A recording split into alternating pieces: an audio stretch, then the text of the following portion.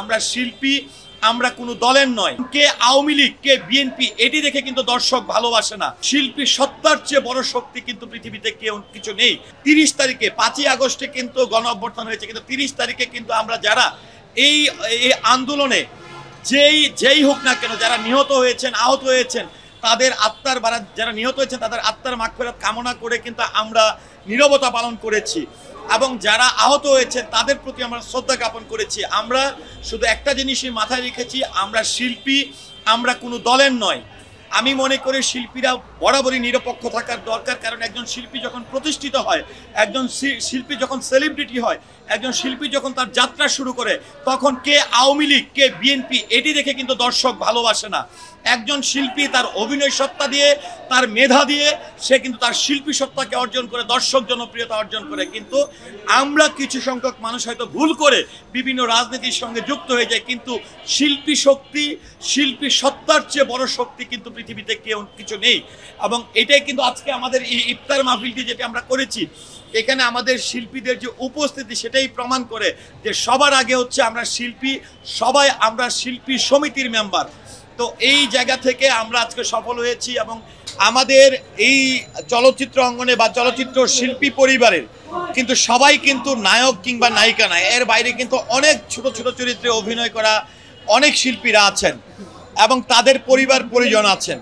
তো পরিবার রেখেও কিন্তু অনেকে এসে কাজ করেন দিনের পর দিন, পরিবারের সঙ্গে অনেকটাই যারা অভিনয় করেন আউটডোরের কারণে অনেক সময় বিচ্ছিন্ন থাকে। কিন্তু এই মিলন মেলাগুলোর মাধ্যমে কিন্তু আমরা পরিবারের যারা সদস্য থাকে, যারা অভিনয়ের বাইরে কেবলমাত্র পরিবারের সদস্য, তাদের সঙ্গে কিন্তু আমরা সকল শিল্পীদের কিন্তু একটা মিলন মেলা ঘটে থাকে। এখন কিন্তু আগের মতন চলচ্চিত্র হচ্ছে না, কিন্তু একজন চলচ্চিত্র শিল্পী, যেই শিল্পীটি 1000 টাকা ডে কাজ করতো, সেই ব্যক্তিটিও কিন্তু তার শিল্পী সত্তা ধরে রেখে তারা কিন্তু চাইলেই অন্য কোনো প্রফেশনের সঙ্গে যুক্ত হতে পারে না, না খেয়ে থাকলেও কিন্তু কারো কাছে হাত পাততে পারে না। আবার অনেকে অভিযোগ করে থাকেন, কই শিল্পী সমিতিতে তো আগের মতন শিল্পী দেখি না। আমি এই উদ্দেশ্যে যদি একটু বলতে চাই যে আসলে দেখেন, আগে এফডিসিতে 10টা ইউনিটের কাজ হতো, 10টা চলচ্চিত্র যখন নির্মাণ হতো তখনই শিল্পীরা এসে বিশ্রাম নিত, আড্ডা দিত শিল্পী সমিতিতে। তো এখন আগের মতন চলচ্চিত্র হচ্ছে না, এখন যার বাসা অনেক দূরে, যেখানে 3 ঘন্টা 4 ঘন্টা লাগবে আসতে, সেই মানুষটি কিন্তু চাইলে এসে আড্ডা দিতে পারে না। কিন্তু এই মিলন মেলাগুলোর মাধ্যমে কিন্তু তারা আবারও একত্রিত হয়, একে অপরের সঙ্গে দেখা হয়, একে অপরের খোঁজ খবর নিতে পারে।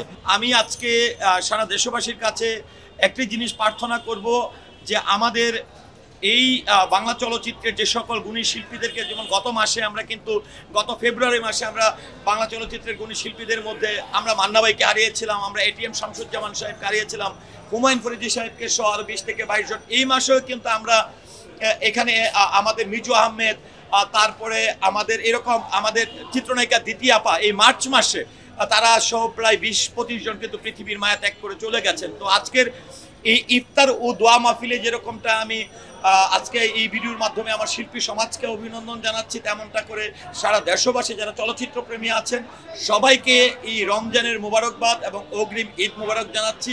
সবাই হলে যাবেন, বাংলা ছবি দেখবেন, আমরা আপনাদের সন্তান, আমরা শিল্পীরা আপনাদের এই দেশের। সবাই ভালো থাকবেন, সুস্থ থাকবেন। আসসালামু আলাইকুম।